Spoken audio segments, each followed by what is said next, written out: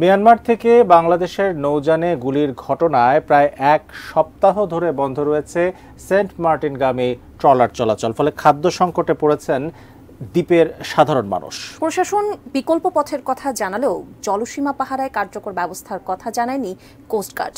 কক্সবাজার প্রতিনিধি অর্পণ বড়ুয়ার প্রতিবেদনে বিস্তারিত।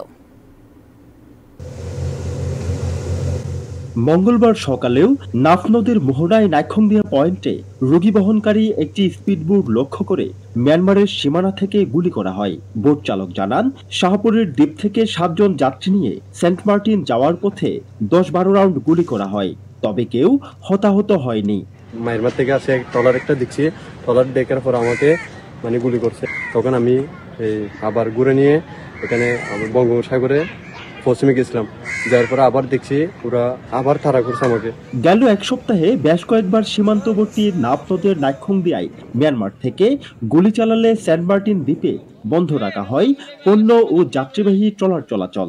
ফলে প্রবাল দ্বীপটির বাসিন্দাদের মধ্যে দেখা দিয়েছে খাদ্য সংকট।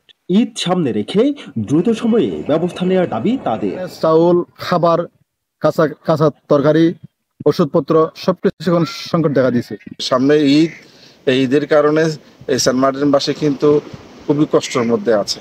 সমস্যা সমাধানে বিকল্প ব্যবস্থা নেওয়ার বিষয়ে চিন্তা ভাবনা করা হচ্ছে বলে জানান কক্সবাজারের অতিরিক্ত জেলা ম্যাজিস্ট্রেট। এখন তো বিকল্প কোন ওয়ে ইউজ করে আমাদেরকে সে জিনিস পাঠাতে পারি, নাফটাকে অ্যাভয়েড করে আর কি। যেহেতু গুলি হচ্ছে এবং কারা করছে আমরা ঠিক বুঝতে পারছি না, আসলে পর থেকে যুদ্ধ হচ্ছে, সে বিকল্প নেওয়া হচ্ছে আমরা এখন।